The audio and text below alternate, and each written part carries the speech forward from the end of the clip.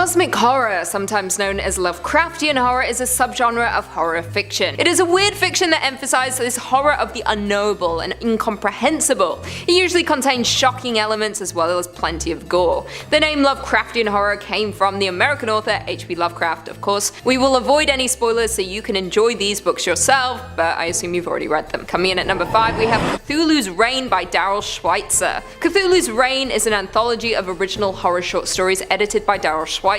The book collects 15 short stories by various authors with an introduction by the editor. They all share the Cthulhu mythos setting originated by H.P. Lovecraft, with the twist that the dreaded revival of the fearsome Great Old Ones who once ruled the earth have finally come back to take it back, taking the mythos from the realm of contemporary horror into that of apocalyptic and post-apocalyptic fiction. Some of the darkest hints in all of H.P. Lovecraft's Cthulhu mythos relate to what will happen after the Old Ones return and take over the earth. In the Dunwich horror, the semi-human half-breed Wilbur Whately speaks in his diary of travelling to non-human cities at the Earth's magnetic poles when the Earth is cleared off, and hints at his own promised transfiguration. Very few mythos stories have ever touched on this. What happens when the stars are right? The sunken city of R'lyeh rises from beneath the waves, and Cthulhu is unleashed upon the world for the last time. What happens when the other Old Ones, long since banished from our universe, break through and descend from the stars? What would the reign of Cthulhu be like on a totally transformed planet where mankind is no longer the master? It won't be simply the end of everything, it will be a time of new horrors and of utter strangeness. It will be a time when humans with a taint of unearthly blood in their ancestry may come into their own.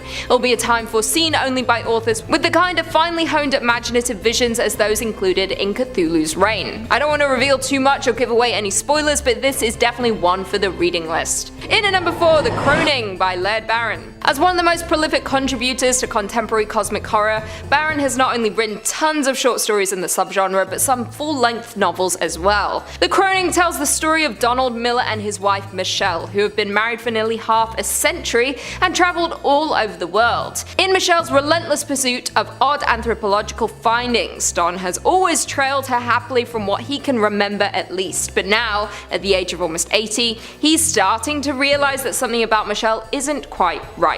Now all things must converge. Donald will discover the dark secrets along the edges, unearthing savage truths about his wife Michelle, their adult twins, and all he knows and trusts. For Donald is about to stumble on the secret of the Croning. Strange things exist on the periphery of our existence, haunting us from the darkness looming beyond our firelight. Black magic, weird cults, and worse things loom in the shadows. The children of Old Leech have been with us from time immemorial, and they love us. If you haven't read Laird Barron yet, I would recommend starting with short stories first to get acquainted with his peculiar style, but if you're looking to take that relationship to the next level, The Croning is what you need. In at number 3, we have Dreams from the Witch House, edited by Lynn Jamnick. This anthology brings more fresh perspective to cosmic horror with 19 thrilling short stories, all by female authors. These range from pieces written years ago and now finding a new audience, such as Joyce Carol Oates' Shadow of the Evening, to works by up-and-coming authors like R.A. Kalin, who authored the final story in the collection Memoirus. The history of the old world is shrouded in secrecy. Creatures and forces unimaginable inhabited this realm for eons, long before any human navigated the surface of the earth. As the old ones have slumbered or observed from afar, humans have assembled civilization upon this fragile planet. Yet the whispers from the elders have been growing stronger, their energy once again seeping into the world. These whispers are being felt throughout the earth. From the roots of our flora to the dreams of our children, they are preparing us for what is to come. Each story deconstructs or reshapes typical Lovecraftian elements in some way, tending to emphasize individual experiences rather than giving into overwhelming cosmic madness. As Jamnick notes in the introduction, such stories fill not only a narrative gap, also a huge cultural one, that of a female voices in cosmic horror. Some of the most exciting Lovecraftian fiction is currently being written by women, she writes. We're moving away from the elder old guard who in some ways as stifling to diverse perspectives of the unnameable as Lovecraft's own views on the number of topics. One critic wrote, I quote,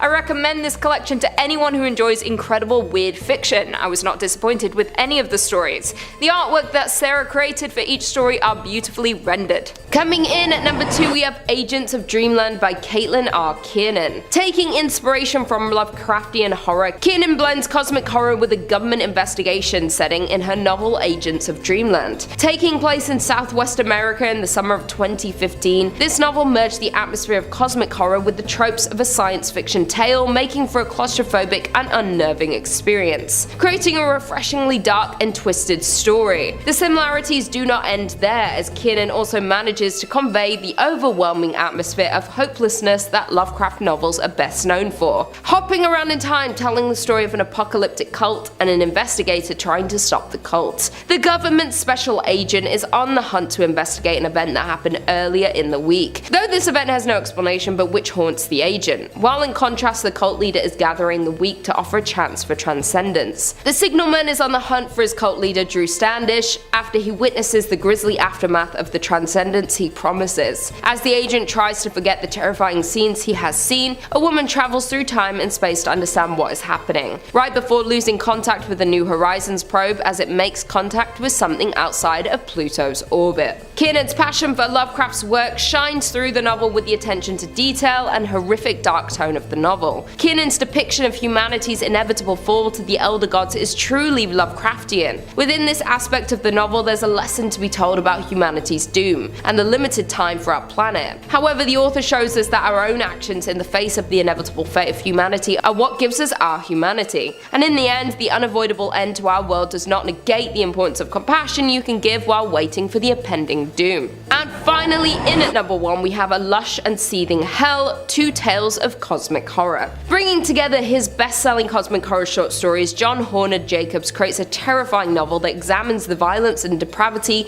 of the human condition, while adding the surrealistic aspect of cosmic horror. This novel is a mix between the supernatural and psychological of the scary imagination of Lovecraft. The story, My Heart Struck Sorrow, follows the story of a music archivist at the Library of Congress as he is tasked with gathering recordings of a recently passed ethnomusicologist, where he would be led down a road of the desperate revelation of grief and guilt. The second short story in this novel, The Sea Dreams, It Is the Sky, it is a much shorter but still delivers in eeriness. This story revolves around the fictional South American country of Madeira, with two main characters whose lives become intertwined. When one of the characters finds the other's journal that is dripping with horrible secrets, what follows is a disturbing scene and skin-wrenching terror. This novel is most known for being breathtakingly haunting, which takes you on a terrifying journey into the darkness, compelling us to confront secrets best left hidden. Both stories are filled with unsettling moments. This novel is where the parallels lie between the personal trauma and dread, and what lies beyond the edge of reality. Jacob decodes what it means to truly understand how humanity can crumble within seconds and the guilt of being liable for its deconstruction. This chilling duo of emotional stories will have you awake at night guessing what's real and what's fiction. In at number 5, we have The Call of Cthulhu and Other Weird Stories by H.P. Lovecraft. One of many Lovecraft stories on our list, The Call of Cthulhu and Other Weird Stories was released back in 1999 and contains the following works of Lovecraft: Dagon, The Statement of Randolph Carter, Facts Concerning the Late Arthur Jermyn and His Family, Cellophase, Nyarlathotep, The Picture in the House, The Outsider, Herbert West Reanimator, The House, The Rats in the Walls, The Festival, He, Cool Air, The Call of Cthulhu, The Color Out of Space, The Whisper in Darkness, The Shadow over Innsmouth, and The Haunter of the Dark. Yes, that's a lot of a lot. But for now, let's just focus on the title itself, The Call of Cthulhu. The Call of Cthulhu was written back in 1926 and follows narrator Francis Wayland Thurston as he unearths alarming information about the figure of Cthulhu, a titanic monster with tentacles and the wings of a dragon. Along the way, we learn of a cult dedicated to Cthulhu, chant for his inevitable return. As most will know, Cthulhu is one of Lovecraft's most infamous creations, so saying that, the story is definitely worth the read, as are the rest of the shorts included in the collection. What's better than one story? 18, that's right. Coming in at number 4, we have Shadows of Carcosa, Edgar Allan Poe, Bram Stoker, and more. Shadows of Carcosa is a collection of cosmic horror stories written by some of the greats, including H.P. Lovecraft, Edgar Allan Poe, Bram Stoker, Ambrose Bierce, and Henry James. To quote H.P. Lovecraft, "The true Weird Tales has something more than a secret murder, bloody bones, or a sheeted form clanking chains. An atmosphere of breathless and unexplainable dread of outer, unknown forces must be present, a hint of that most terrible conception of the human brain, a malign and particular suspension or defeat of those fixed laws of nature, which are our only safeguard against the assaults of chaos and the demons of unplumbed space." Now, one of the many stories included in the book is Lovecraft's Color Out of Space, a short story written back in 1927. In the tale, an unnamed narrator pieces together the story of an area known by the locals as the Blasted Heath in the wild hills west of the fictional town of Arkham, Massachusetts. The narrator discovers that many years ago a meteorite crashed there, poisoning every living being nearby. Vegetation grows large but foul-tasting, animals are driven mad and deformed into grotesque shapes, and the people go insane or just die one by one. This quickly became one of Lovecraft's most popular stories and remained his personal favourite of his short stories. It has since been adapted into a movie starring the great Nicolas Cage. It did get very good reviews. I have yet to watch it. I know a lot of you have been on me about watching it, but don't worry, I'll get around to it. In at number 3 we have Lovecraft Country by Matt Ruff. A newer selection on our list, Lovecraft Country is a 2016 dark fantasy novel written by Matt Ruff, who explores the conjunction between the horror fiction of H.P. Lovecraft, as well as racism in the United States during the era of Jim Crow laws, as experienced by black science fiction fan Atticus Turner and his family. Throughout Lovecraft Country, Atticus must navigate cosmic forces and basic civil rights while embarking on a journey to find his mysteriously missing father, employing the services of his uncle, who wrote a guide to safe travel for black people in the 1950s. On his journey, Atticus and co. encounter many large obstacles. However, it is the ending which is a real doozy, with a Get Out level plot twist. Honestly, this novel is worth a read, cosmic horror fan or not. Not to mention, in 2017, HBO announced that they were prepping an adaptation of the novel with Jordan Peele and J.J. Abrams as executive producers. The show is set to be released this summer at the time of this recording, and I, for one, cannot wait. It's been on my list for months. In at number 2 we have The Ballad of Black Tom by Victor LaValle. Praised as one of the most nuanced Lovecraft retellings in the 21st century, The Ballad of Black Tom begins in 1924 Harlem with the hustler Tommy Tester. Tom has always kept a low profile, even as a street musician, until the day he's recruited by a reclusive millionaire Robert Soydam, who wants Tom's help to manipulate a creature of inconceivable darkness. With the introduction of jaded New York detective Malone, this tale twists into a true nightmare, as Malone recounts findings that signify a completely changed world. Charles Thomas Tester hustles to put food on the table, keep the roof over his father's head, from Harlem to Flushing Meadows to Red Hook. He knows what magic a suit can cast, the invisibility a guitar case can provide, and the curse written on his skin that attracts the eyes of wealthy white folks and their cops. But when he delivers an occult tomb to a reclusive sorceress in the heart of Queens, Tom opens a door to a deeper realm of magic and earns the attention of things best left sleeping. Not only is this novella compulsively readable, it's also another significant contribution to the subgenre. As an African-American man himself, LaValle has noted that The Ballad of Black Tom is a conscious response to Lovecraft's racism and xenophobia, particularly in his story The Horror at Red Hook, upon which LaValle's work is based.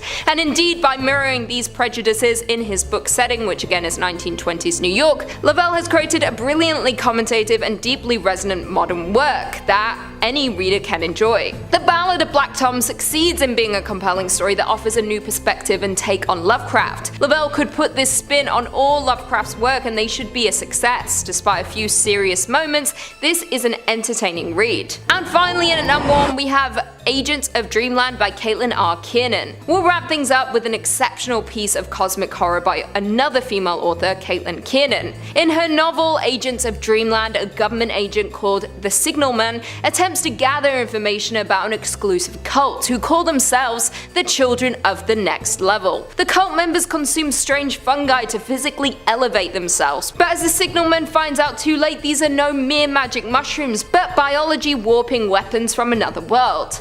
with plentiful body horror and a deeply disconcerting narrative style. This book is all of the best parts of Alia Whitley's The Beauty and Vonnegut's Slaughterhouse-5, neatly paying tribute to classic science fiction in the same breath as Lovecraftian horror. In a ranch house near the shore of the Salton Sea, a cult leader gathers up the weak and susceptible, the children of the next level, and offers them something to believe in and a chance for transcendence. The future is coming and they will help to usher it in. A day after the events at the ranch house which disturbed the single man so deeply that he and his government sought out help from other sources, Johns Hopkins Applied Physics Laboratory abruptly loses contact with NASA's interplanetary probe New Horizons. Something out beyond the orbit of Pluto has made contact. A woman floating outside of time looks to the future and the past for answers to what can save humanity. Coming in at number 2 we have The Fisherman by John Langan. One of the newer books on our list, The Fisherman, was published back in 2016 by contemporary horror author John Langan.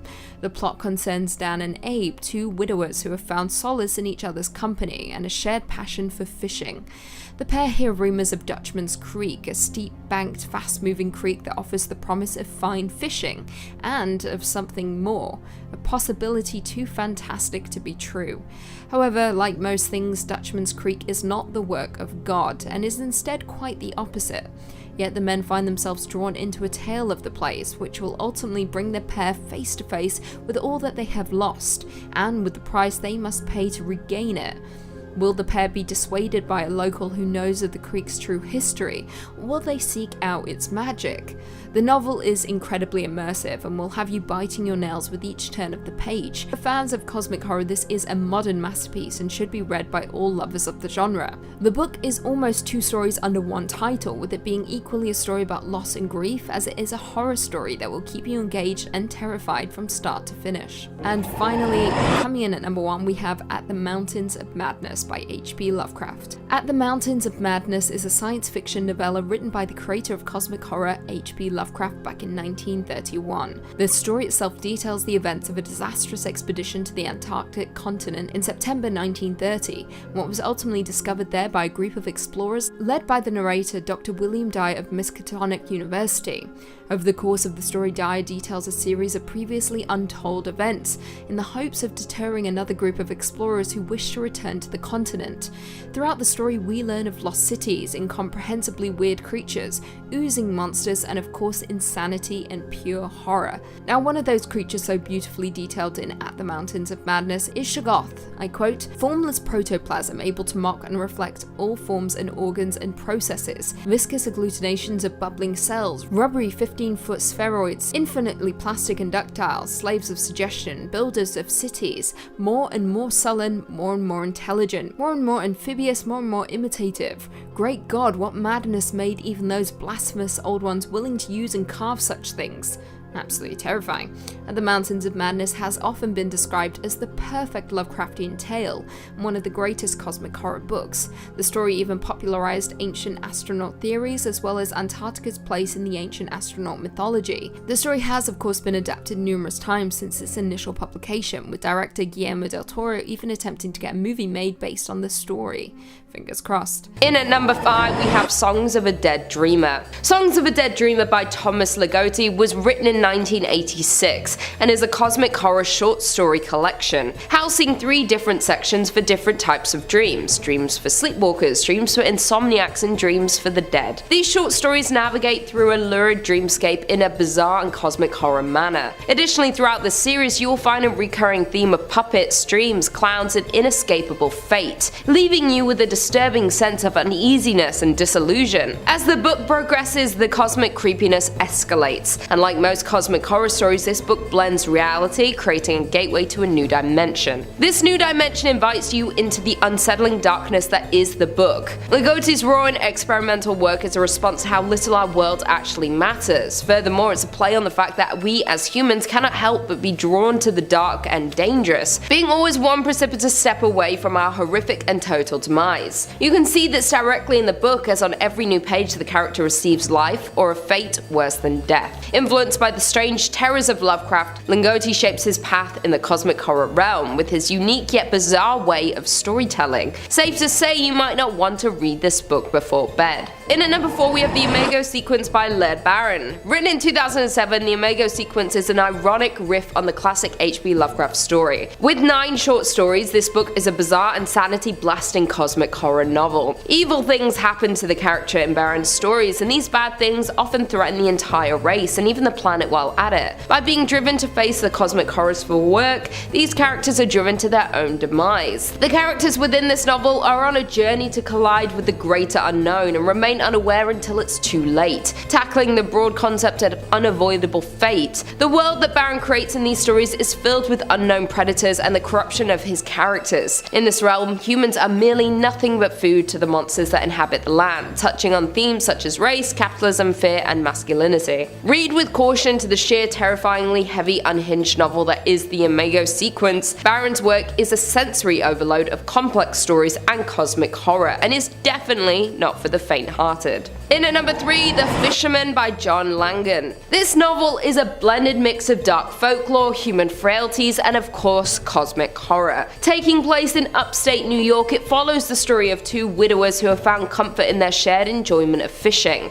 After many weekends of fishing trips, they take a trip to Dutchman's Creek. The creek is known for being dangerous to fishermen, though nobody is sure why, as it has a reputation for taking the lives of fishermen who visit. What they find and hear on their way to the creek might just be the remedy for both their losses, as they meet someone who tells the horrifying tale of how the Dutchman Creek got its name. Though they find themselves in a deep and dark tale of long buried secrets and a mysterious human-like man known as the Fisherman. This new dark and unknown realm they are pulled through will bring the 2 men face to face with what they have lost, and the price they will have to pay to regain it. The Fisherman has been compared to pure Lovecraftian horror at its finest, with some Americana mixed into it, filled with personal and quiet horror and dark despair. With the overarching theme of grief and the loss of a loved one, Langan tells the story in a way that creates an atmosphere of terror and uneasiness through a surrealist vision. This is a story about bereavement, deceased wives, and some of the horrors of life told within a cosmic horror reality. Coming in at number 2, Neonomicon. Neonomicon is a 4-issue comic book limited series written by Alan Moore again and illustrated by Jason Burrows, published by American company Avatar Press in 2010. The story is a sequel to Moore's The Courtyard and part of H.P. Lovecraft's Cthulhu mythos. Moore later continued the sequence with his comic Providence. The plot concerns FBI agents Lampert and Brez, who visit Aldo Sachs at a psychiatric hospital where he has been detained since committing 2 murders. They are investigating a copycat killer and want to question Sachs about his motives. Moore talks about the genesis of the project in an interview with Wired magazine. I quote, "It was just at the time when I finally parted company with DC Comics over something dreadful that happened around the Watchmen film. I had a tax bill coming up and I needed some money quickly, so I happened to be talking to William A. Christensen from Avatar Press, and he suggested that he could provide some if I was up for doing a 4-part series. So I did. So although I took it to pay off the tax bill, I'm always going to make sure I try and I make it the best possible story I can." According to reports, Moore wanted to elaborate on some of the ideas presented in The Courtyard while at the same time telling a modern story that did not rely upon a 1930s atmosphere. Another idea was to use some of the elements he felt Lovecraft himself and pastiche writers censored or left out of the stories, such as the racism and sexual phobias. Moore explains, I quote, "Lovecraft was sexually squeamish, would only talk of certain nameless rituals, or he'd use some euphemism, blasphemous rites. It was pretty obvious, given that a lot of his stories detailed the inhuman offspring of these blasphemous rituals, that sex was probably involved somewhere along the line. But that never used to feature in Lovecraft's stories, except as a kind of suggested undercurrent. So I thought, let's put all of the unpleasant racial stuff back in, let's put sex back in, let's come up with some genuinely nameless rituals, let's give them a name." And finally coming in at number 1, Fall of Cthulhu. Fall of Cthulhu is a 2007 American comic book series written by Michael Allen Nelson and published by Boom Studios. The series itself was creatively influenced by the works of H.P. Lovecraft's Cthulhu mythos, specifically The Call of Cthulhu, with the main characters of the comic finding themselves swept up in an ancient and elaborate plot designed by the dark god Nyarlathotep to provoke an apocalyptic war between powerful beings known as the Great Old Ones. Following the initial 15-issue series in June 2008, a sequel 4-issue miniseries subtitled God War began publication the following month. Fall of Cthulhu Apocalypse, a second 4-issue miniseries, ran from November 2008 to February 2009. Then, the third and final miniseries, Fall of Cthulhu Nemesis, acted as both a prequel and coda, detailing the origin of Mr. Arkham's pet cat. Hexed, a spin-off 4-issue limited series starring Lucifer, also written by Nelson and illustrated by Emma Riso, was published alongside Apocalypse. An ongoing series that ran for 12 issues, also titled Hex, was launched in August 2008. Coming in at number 3, we've got Cthulhu. Jesus! You have to watch out for deer. It's okay, we can keep going. I think that was a deer. Now, if you want to head in the total opposite direction of movies that are called one thing but are actually just Shadow over Innsmouth, take a look at Cthulhu. Instead of being gory and crazy and full of monsters like Dagon, Cthulhu decides to take a much more meditative approach to Lovecraft. In fact, it was so meditative that many Lovecraft fans outright denounced the movie for not being weird or scary enough. Over time, though, it has developed a following of devoted fans. When you think of Lovecraft or of cosmic horror in general, you don't often associate them with extremely personal drama led by a gay protagonist, but Cthulhu is just that. After years away from the small town he grew up in, history professor Russ comes home to execute his late mother's estate. Doing so brings him back into contact with his father, who leads a New Age cult in the town. Esoteric Order of Dagon, anyone? At first, the movie focuses almost exclusively on the horrors of being gay and returning to your backwater hometown.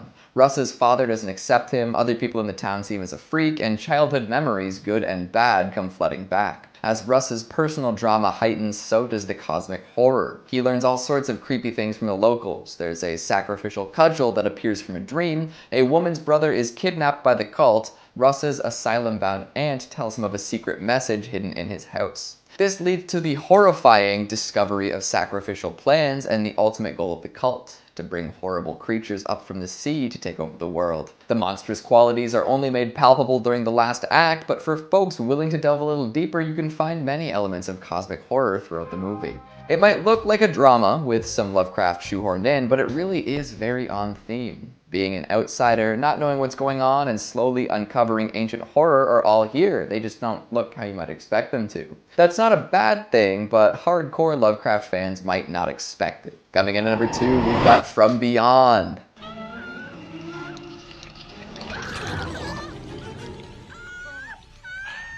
Humans are such easy prey. Let her go! Oh. More Stuart Gordon. He and Brian Yuzna have managed to put together a smattering of some of the most compelling Lovecraft adaptations out there. Jam-packed with crazy practical effects, tongue-in-cheek comedy, and extremely memorable characters, they've got a magic touch when it comes to cosmic horror. Most folks are familiar with Reanimator, but From Beyond might be the crowning jewel. Switch on your pineal gland for this one. Dr. Edward Pretorius makes a fascinating machine, the Resonator. Anyone within range of it will be able to see sights unseen. Normal reality is peeled back and a strange new world is revealed. Whether folks are ready to experience such sights is another question entirely. The good doctor goes mad with power and refuses to shut the machine down, even when it starts to malfunction. His assistant runs away and is later arrested when it's discovered that the doctor was decapitated. Don't worry though, he's not really dead. He's just in a world beyond ours. So when the Resonator is repaired, he returns in pink, slimy, mutated glory. God, the effects are so fun. Stuffed to the gills with space worms, mutant creatures, alien bodies, and more gore than you can shake a stick at, From Beyond is a strange and beautiful treat. And finally, at number 1, we've got Mandy.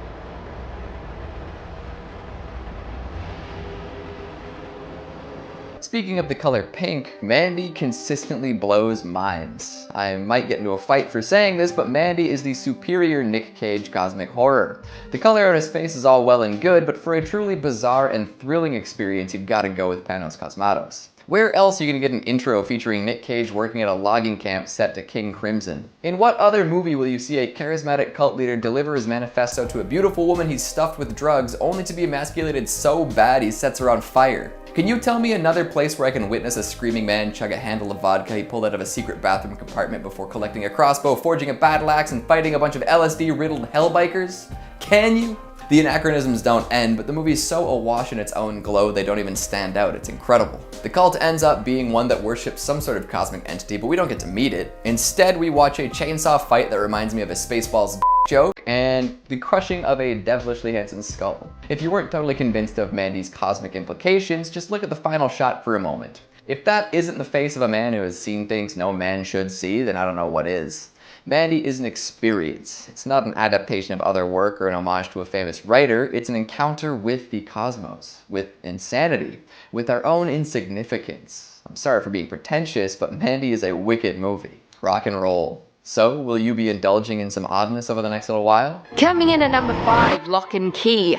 Lock and Key is an American comic book series written by Joe Hill and illustrated by Gabriel Rodriguez, and published by IDW Publishing. The plot is presented in non-chronological order. During the American Revolution, a group of rebels, hiding beneath the future Key House, discover a portal to another dimension, the plains of Leng, filled with demons who can mesmerize anyone that sees them and possesses them through touch. However, when demons attempt to enter the real world, they collapse into lumps of whispering iron, which young smith Benjamin Locke forges into a variety of magical keys, including the Omega Key, which seals the entrance to the dimension.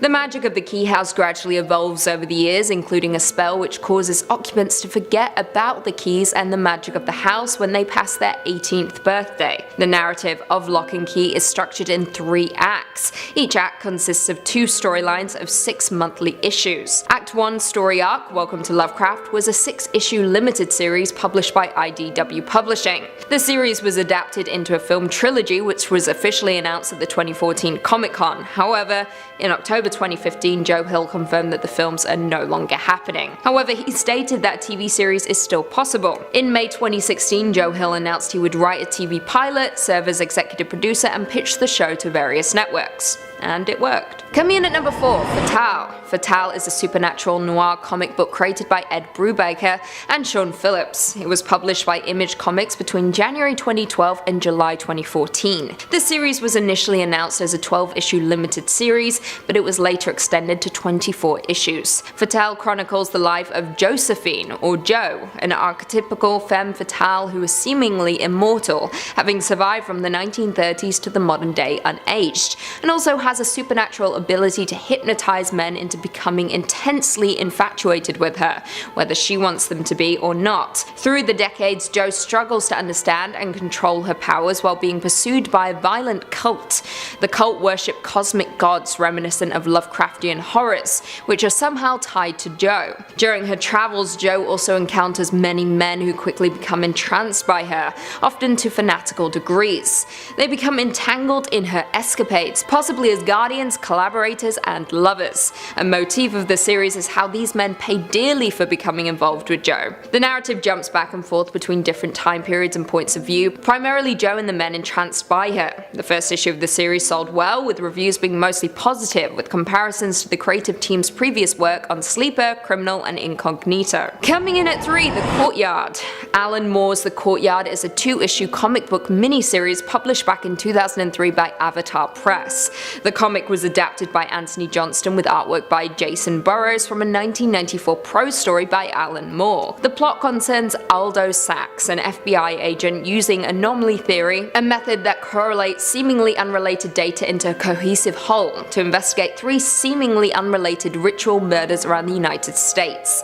His investigation leads him to a nightclub in Red Hook, Brooklyn, where he hears of a psychoactive drug called Aklo, peddled by a mysterious veiled man named Johnny Carcosa. Sachs sets up a meet with Carcosa at the dealer's apartment building, where he is given a hallucinogenic white powder as a prelude to the Alco. Carcosa speaks an unknown language to Sachs, who experiences visions of spectral planes and hideous primordial creatures, while understanding the truth that Aklo is not a drug, but the language Carcosa spoke to him. The visions given to him by Aklo drive Sachs to murder his neighbor using the same modus operandi as the killers he was investigating. The original 1994 prose story first appeared in an anthology, The Starry Wisdom, a tribute to H.P. Lovecraft. The comic book adaptation was planned to appear in Alan Moore's Yuggoth Cultures and Other Growths, but it was published as a limited series by Avatar in January and February 2003. Coming in at number 5, we've got Call Girl of Cthulhu. I don't bite.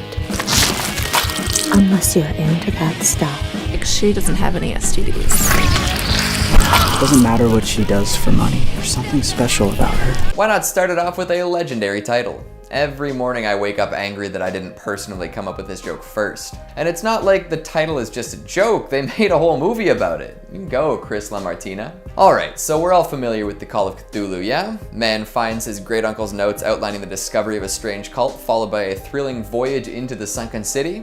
Hell, they even meet Cthulhu in that story. But it was written about a century ago. Its age shows, and of course, the story is filled with dusty libraries and lengthy manuscripts. Where's the gore? Where's the sex appeal? At least that's what it seems the folks behind Call Girl of Cthulhu were thinking. The movie focuses on Carter Wilcox, an artist who just can't seem to get laid. He's tried everything, but his V-card remains unstamped. Desperate, he goes to his roommate for advice. She tells him that if he's so committed to losing it, he should just go and pay for it. So off he goes, looking for a call girl to lift this sexual weight off his shoulders. But instead of knocking boots, they just hang out. He paints a picture of her and notices that she's got a very unique birthmark on her butt. It's kind of octopus shaped. You starting to see where this is going? Turns out the girl he accidentally fell for is the chosen one, meaning that she's gonna give birth to the spawn of Cthulhu. The cult arrives and things get real messy. Part body horror practical effects showcase, part raunchy sex comedy, part Lovecraft fan film, Call Girl of Cthulhu ticks all sorts of insane boxes. Definitely not what most folks expect from a cosmic horror flick, but we'll take it. Coming in at number 4, we've got Dagon. I'll kill you all, I'll burn this bucket down to the ground! We had different mothers, but the same father. We are children of Dagon. This is one of many Shadow over Innsmouth adaptations that managed to use a different Lovecraft creation as a title. That's right, Dagon isn't based on Dagon. Who knew? Either way, Stuart Gordon directed it, so you know there's gonna be some good stuff in here. Dagon is a Spanish flick, so we don't actually end up in Innsmouth. Instead, the story takes place in Imboca, a seaside town with a secret of its very own. Kicking off with a dream sequence, we meet a lovely razor-toothed mermaid.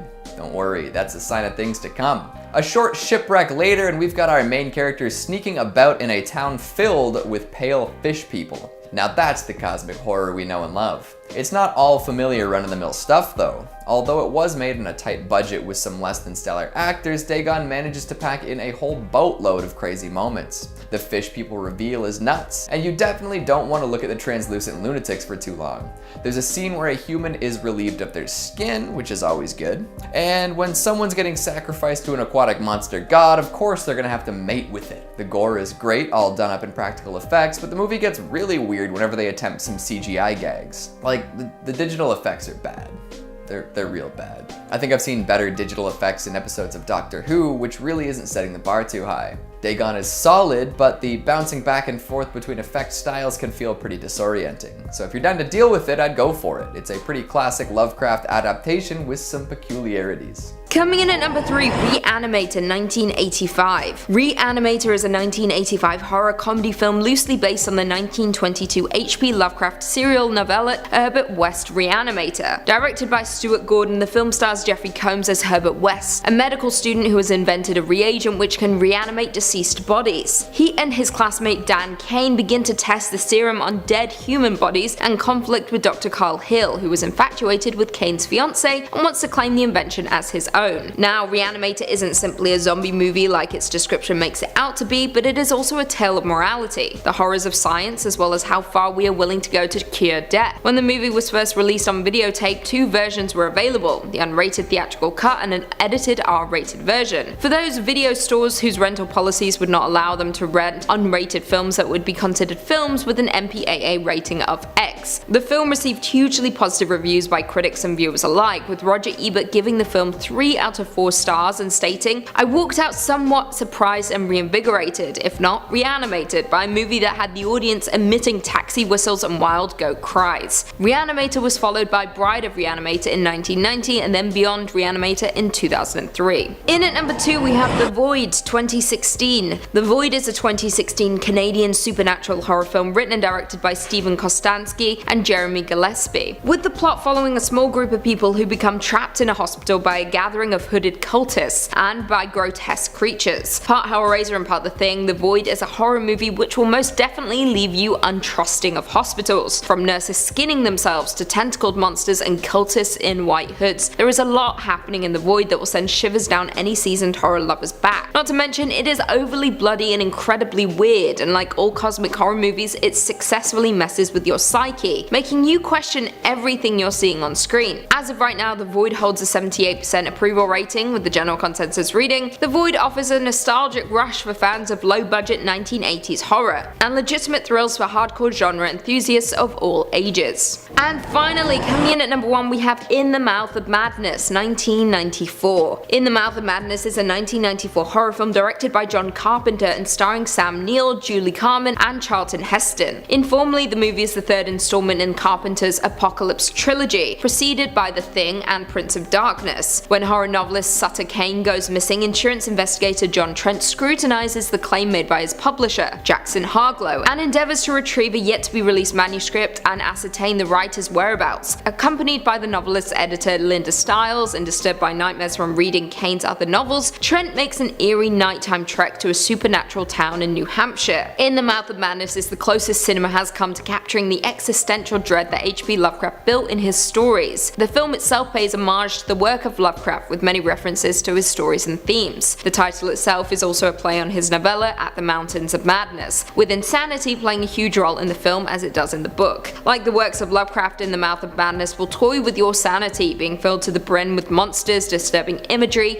and plenty of twists and turns to satisfy any cosmic horror fan. In the Mouth of Madness currently holds a 59% approval rating, with the general consensus reading, if it fails to make the most of its intriguing premise, In the Mouth of Madness remains a decent enough diversion for horror fans and John Carpenter completists. Number 5. Dead Space. Dead Space is one of my favorite video games ever released, and it was one of my favorite video games ever released again when they put it out again in 2023 with some new paint on it. Dead Space is about as cosmic horror as it can get, and it's not just because it's set in space, although, that is a really big contributor because the monsters came from space. In a far future, humanity has taken to the stars mostly to strip mine planets for their natural resources by cracking them open like a walnut. Scary thing is, I can really see us doing this. On a routine mining operation, the planet cracker USG Ishimura discovers something buried inside the planet, an alien relic called the Marker, a giant evil-looking obelisk covered in alien hieroglyphs, which you would think you would know well enough. Maybe we should just leave that where it is and not bring that home, but no one on board the ship had ever seen a horror movie, I guess. Unsurprisingly,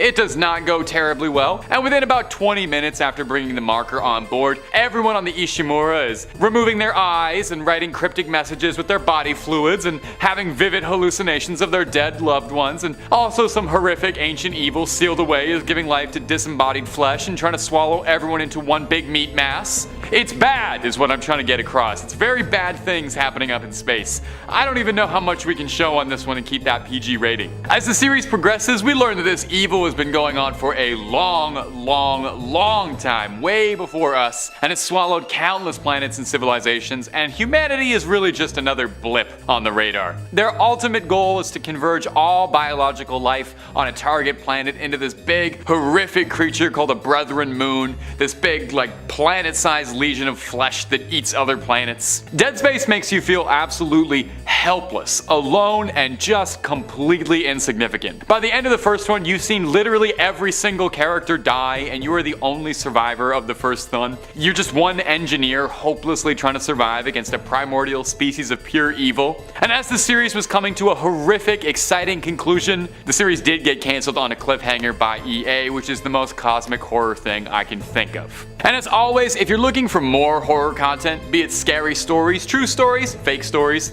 alien sightings, cryptids, monsters, conspiracies, really big sharks, Top 5 Scary has a little bit of everything and then some on top of that. So slap that bell for me, subscribe, and don't miss a single scare.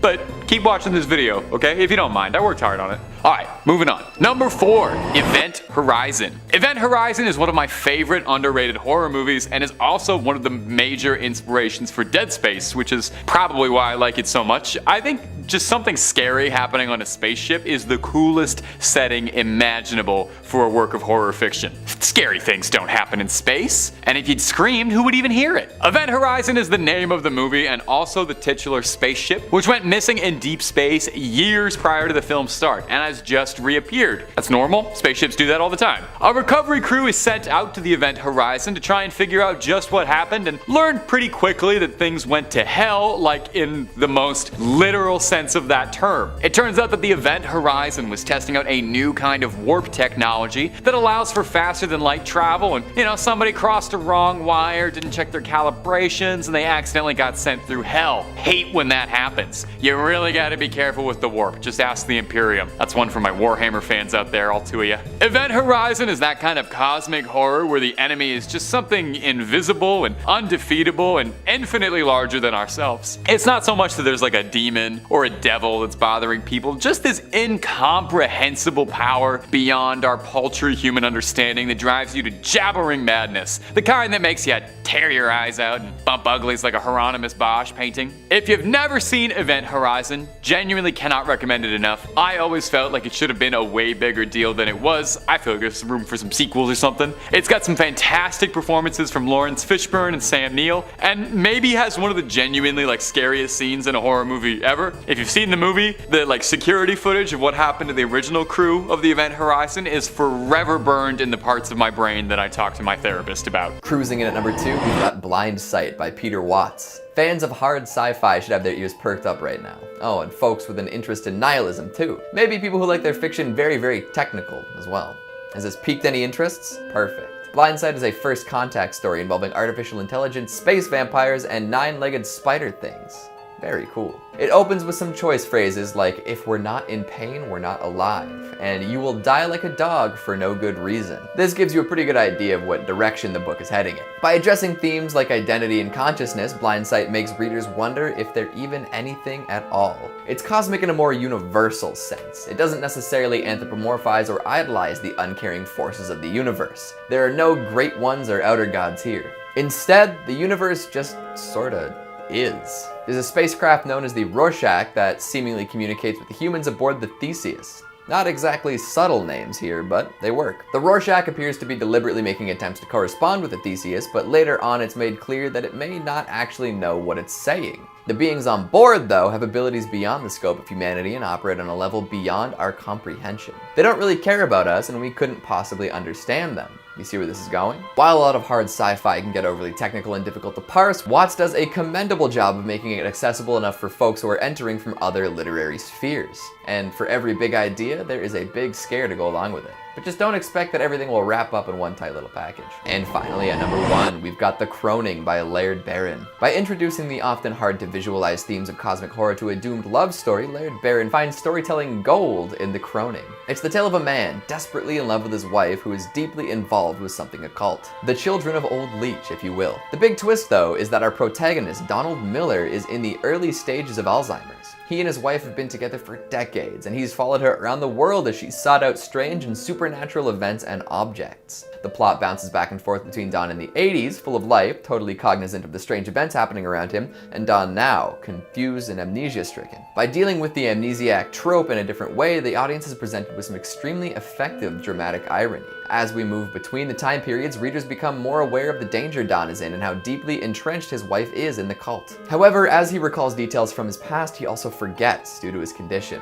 He wants to believe that he's just imagining things and that the supernatural beings aren't real, and thanks to his lack of permanent memories, they seem to be just a silly story that he's misremembering. But the threat is real, and everyone but Don knows it. Creative in its execution, terrifying in its delivery, The Croning is a shining achievement in modern cosmic horror literature. In at number 5, The Call of Cthulhu 2005. The Call of Cthulhu is a 2005 independent silent film adaptation of the H.P. Lovecraft short story of the same name. Directed by Andrew Lehman and distributed by the H.P. Lovecraft Historical Society, the film begins with a dying professor leaving his great-nephew a collection of documents pertaining to the Cthulhu Cthulhu cult. The nephew then begins to learn why the study of the cult fascinated his grandfather, and bit by bit he begins piecing together the dreaded implications of his grandfather's inquiries, and soon he takes on investigating the Cthulhu cult as a crusade of his own. As he pieces together the dreadful and disturbing reality of the situation, his own sanity begins to crumble. The Call of Cthulhu is the first film adaptation of the famous story and uses mythoscope, a blend of vintage and modern filming techniques intended to produce the look of a 1920s era film. As of right now, the movie holds a 100% approval rating on Rotten Tomatoes,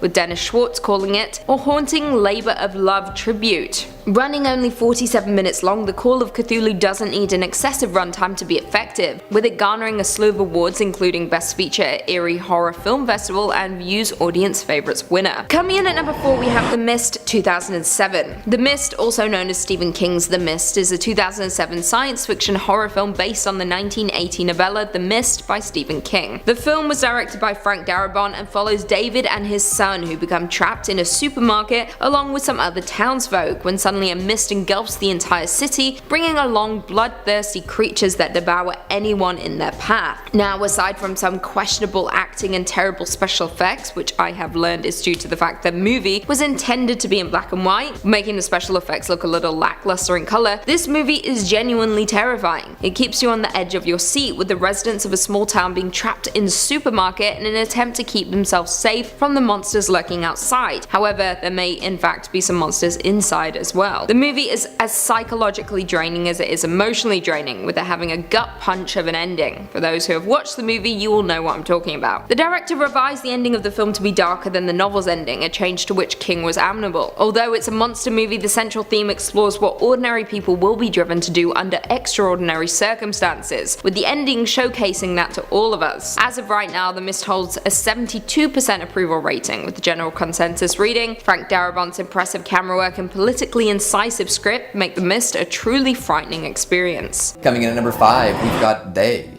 as in, they remain. I've never seen anything like it.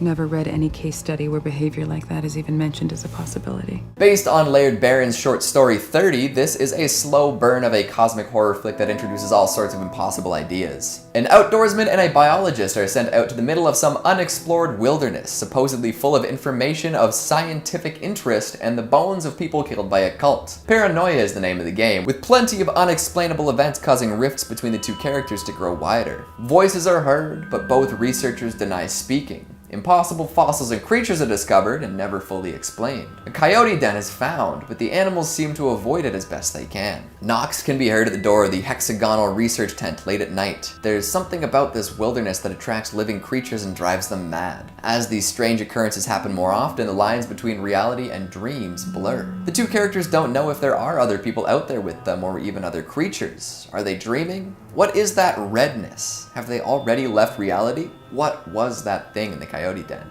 Who are they? They are never fully explained, which in a way is much more terrifying than if we got some sort of clear explanation. Cosmic horror comes from a place that we can't fully see, and even if we could, we wouldn't be able to handle it. Coming in at number 4, we've got Tetsuo.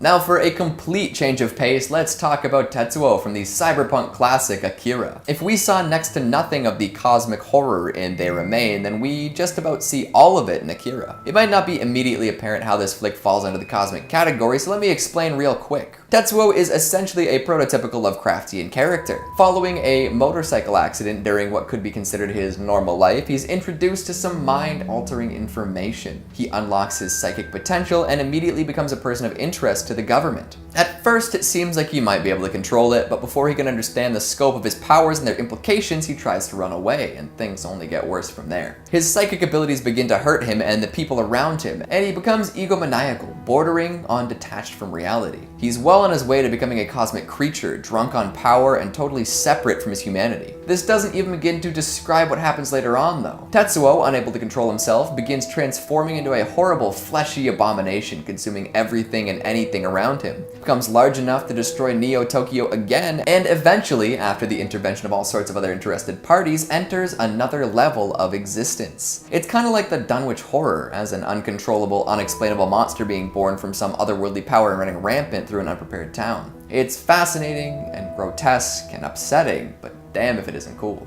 Coming in at number 3, we've got Xenomorphs.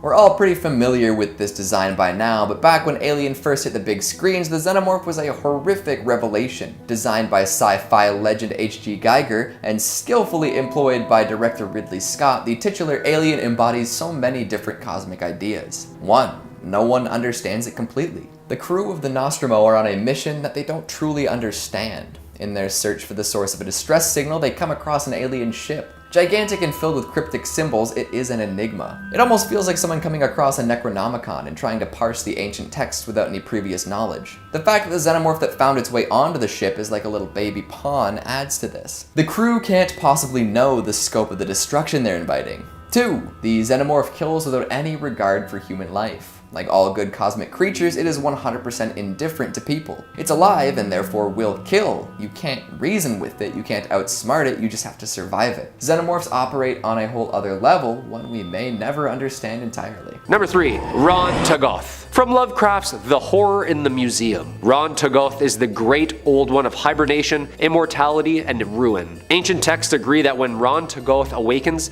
the end of times shall be upon us. 3 million years ago, during the Pliocene epoch, it inhabited an era of Alaska before going into a hibernation-like trance. He was the last god to sleep and probably meant to be the first to wake. The god is shaped like an enormous insect, kind of like an aquatic arthropod with a barrel-shaped trunk with 6 appendages all ending in claw-like pincers.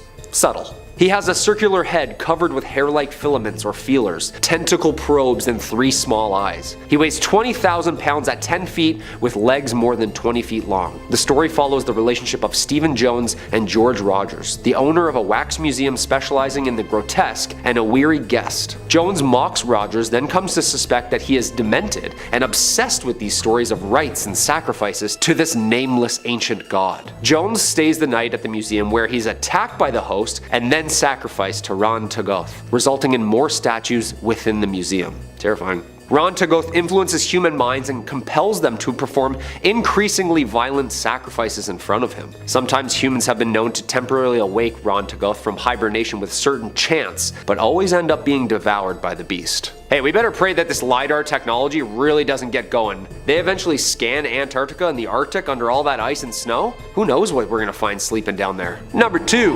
Yig. The story of Yig begins long before this story was written. Yig, the father of serpents, is a semi-anthropomorphic great old one, that's a mouthful, who was worshipped as a god in Central America and the southern United States. From Guatemala to Oklahoma, Yig is seen as the ancestor of the almighty Quetzalcoatl and Kukulkan of the Aztecs in central Mexico. And now, the story.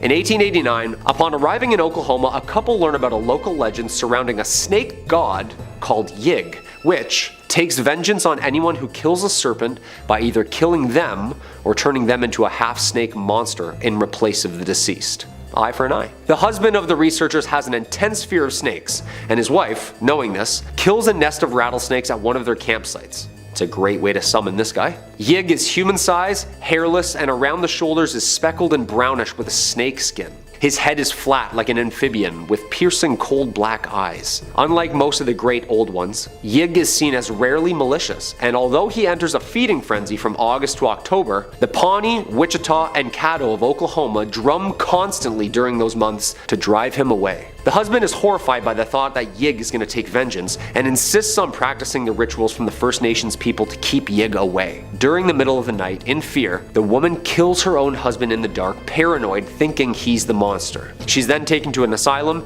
and dies there, but not before giving birth to 4 half-serpent hybrid creatures. Spooky! I was gonna say, this guy doesn't seem that bad. He's only malicious if you threaten or hurt his serpents? Kinda resembles Charizard a little bit. I mean, the Medusa children, very horrifying, but other than that, he's not a bad guy. Coming in at number 5, we've got Vastarian by Thomas Ligotti. A good place to start when trying to find cosmic horror outside of the established granddaddy's work is with Ligotti's tale of a man driven mad by his love for a book. Seems like a lot of Lovecraft fans may find parts of themselves here. Vastarian is a short story from the collection known as Songs of a Dead Dreamer. The anthology is split into 3 parts: dreams for sleepwalkers, insomniacs, and the dead, with Vastarian taking up residence in the 3rd. All the tales in Ligotti's collection are clearly influenced by cosmic horror, with each part becoming darker. The tale we'll discuss plays in the cliche that every book has an ideal reader by introducing us to Victor Kirion. Victor loves his dreams, so much so that he'd rather be asleep than awake. These aren't lovely flights of fancy though. They are dark, warped visions of a reality that's fallen apart. He refers to it as a beautiful land of shadows. Not everyone's cup of tea, but Mr. Kirion is happy. Soon he comes across a bookshop full of seemingly boring tomes, but a strange dark man brings him to the back and introduces him to a volume detailing the world of Vastarian. This place reminds him so intensely of his dreams that he has to have it. There's no way he can leave without this book, for it speaks to him on a deeper level than he could have ever imagined.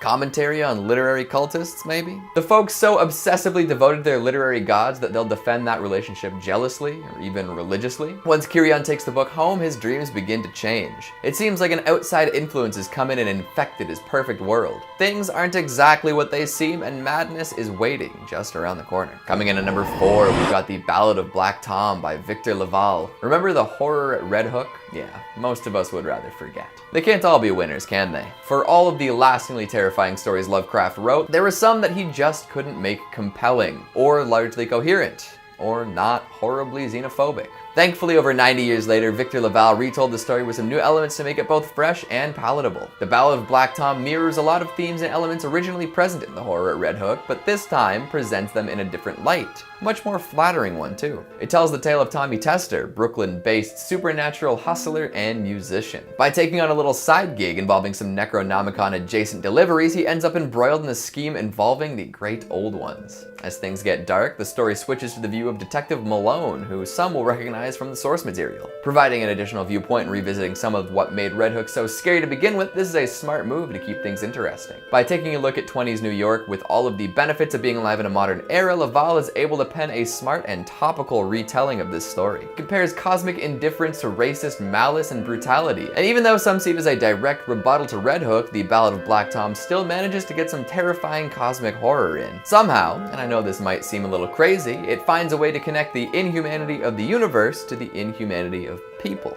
Definitely an interesting way to interpret Lovecraft's work. Dropping in at number 3, we've got The Cipher by Kath Koja. Ah, the 90s. Home to some of the best book covers of all time, bar none. Thankfully, it wasn't all just for show. There were some good stories between the covers. In her debut novel, Kath Koja takes a weird hole in the basement of someone's apartment building and makes it an existentially terrifying, disease-ridden read.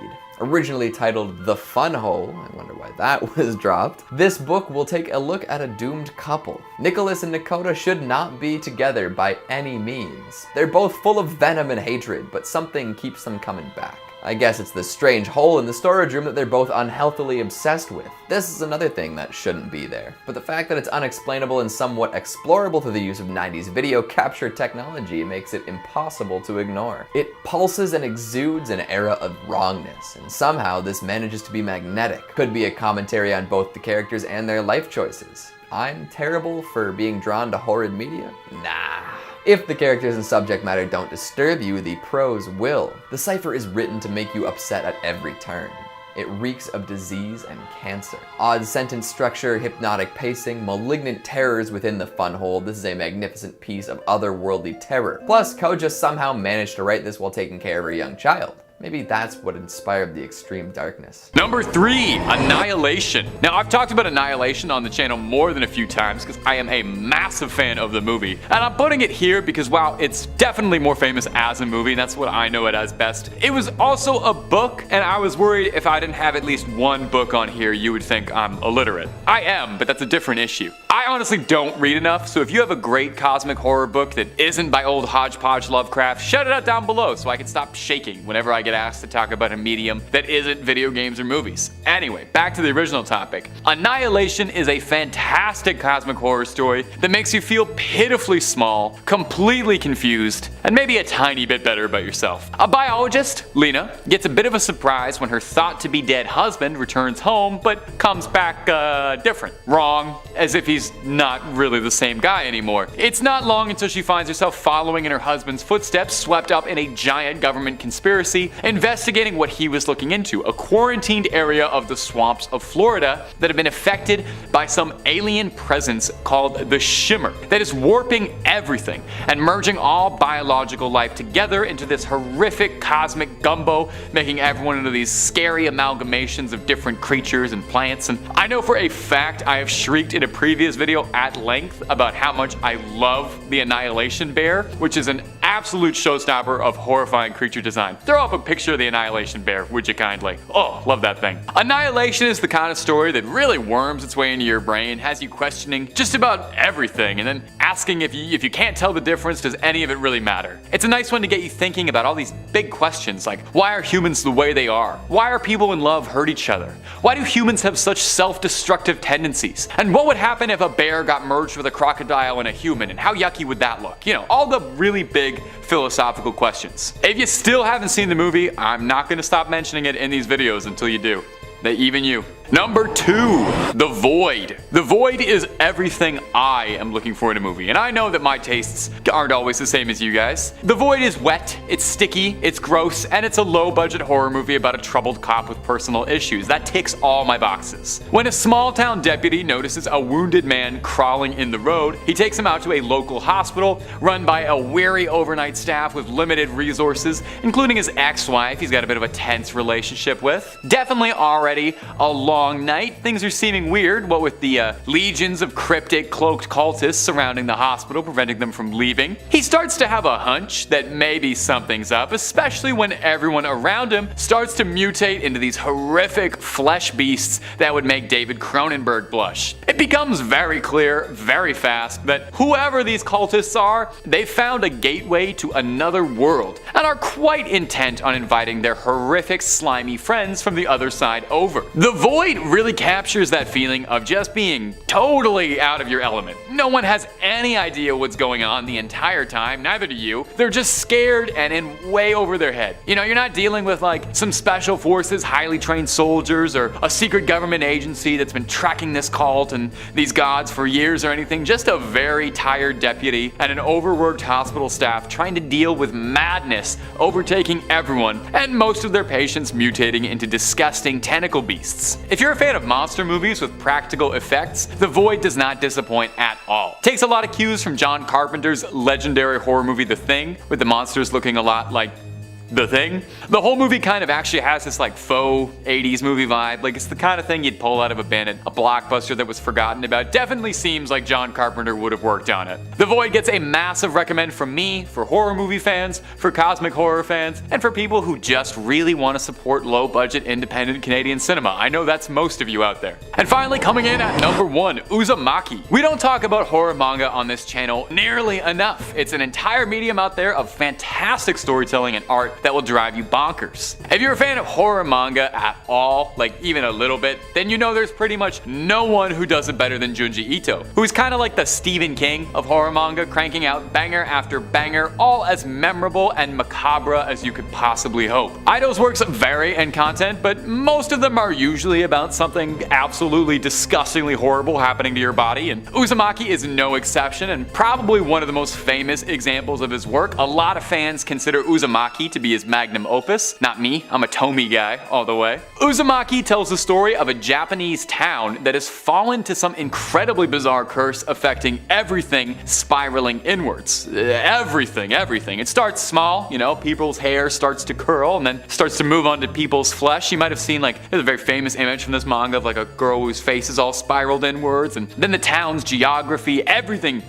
starts to spiral. Our protagonists leave this cursed town, return later, discover discover that it's been years since they left, since the spiral curse is affecting the flow of time as well. Really, nothing is going right whatsoever. Eventually, they discover that this curse has been going on for a long time and is the product of an ancient evil, infinitely bigger than themselves and seemingly unstoppable. If you've never read any of Junji Ito's works at all, I cannot recommend him enough, even if you're not a big fan of manga traditionally. His stuff isn't really like most manga out there. There's no superheroes or epic powers or, big spiky haircuts and cat girls. Mostly just like horrific body horror and very creative little stories. A lot of his works have been adapted. Netflix recently just worked on an animated series based on some of his stories. Coming in at number 5, we have Dagon. Dagon is a deity of an amphibious humanoid race that resides in Earth's oceans. He is first introduced in Lovecraft's short story simply titled Dagon, and is mentioned numerous times throughout the Cthulhu mythos universe. Also known as Father Dagon, as he is considered one of the great old ones. The story follows a tortured, lost-at-sea addict who is an escaped prisoner of war from the Germans in the Pacific. He escapes on a lifeboat and drifts aimlessly until he eventually finds himself stranded on a slimy purgatory black island, which is putrid with carcasses of decaying fish, nasty stinky mud, and slimy mold. His theory was that this area was formerly a portion of the ocean floor that had risen to the surface by volcanic activity and tsunami-like waves. Days of walking, he reaches the edge of the canyon, a gigantic white stone, a smooth monolith that's covered in unfamiliar hieroglyphs consisting of fishes, eels, octopuses, crustaceans, whales, crude sculptures of men with webbed hands and webbed feet, flabby lips, glassy bulging eyes. Sounds like aliens to me. Dagon then appears from the water, and the mariner departs quickly in fear, paddling away from the island before being rescued by a US Navy ship. Lovecraft seems to be referring to the ancient Sumerian god named Dagon, who is the fertility god of grain and fish in the ancient Philistine legend of Dagon, the fish god. He resembles the carving and legend like the Sumerian deity, depicted as being part fish, part man, seen wearing a fish on his head. That's pretty creepy. Number 4, night gaunts. The concept of night gaunts first came to Lovecraft as a young boy in a series of recurring nightmares, which they would whirl him through space at a sickening rate of speed. In his dreams, of course. Lovecraft credited the illustrations based off of inspirations from Gustave Doré, who drew everything from angels to demons in the Bible. Gothic, winged, and demonic, alright. Shocking and uncouth. Jet black with smooth, oily whale-like skin. Long, sharp horns that curved inward towards each other. Giant, silent bat wings flap, chewed claws, and a barbed, spiny tail. And worst of all, these creatures never spoke or laughed or smiled, and this is because there was only smooth skin where the face should be.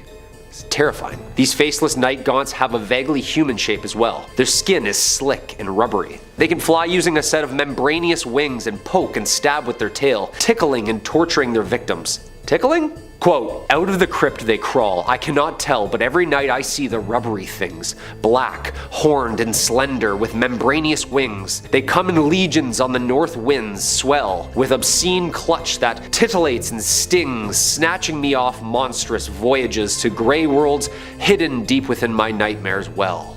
Okay. Poetic. Yeah, that sounds terrifying, dude. This guy was definitely suffering from either night terrors or alien abductions.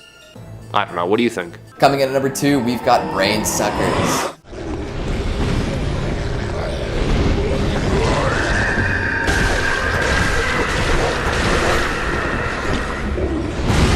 Bloodborne remains undefeated when it comes to cosmic horror in video games. Sure, you can make any number of Lovecraftian adaptations, but the world building, lore, and creature design will never reach the same levels. When it comes to creatures, the folks at FromSoft really know their stuff. On a first playthrough of Bloodborne, one might assume that there is a werewolf monster plague tearing through the town of Yharnam. Folks have rallied together to take down the hideous creatures, and in doing so have kind of gone mad themselves. Keep playing though, and you'll discover a much darker secret behind the monstrous visages. Somehow, the prevailing religious organization gained access to the blood of a race of ancient godlike creatures and began to use it to heal all sorts of ills. Well, one thing led to another, and now the whole world is mutating out of control. The only way to escape is to find find the pale blood and transcend.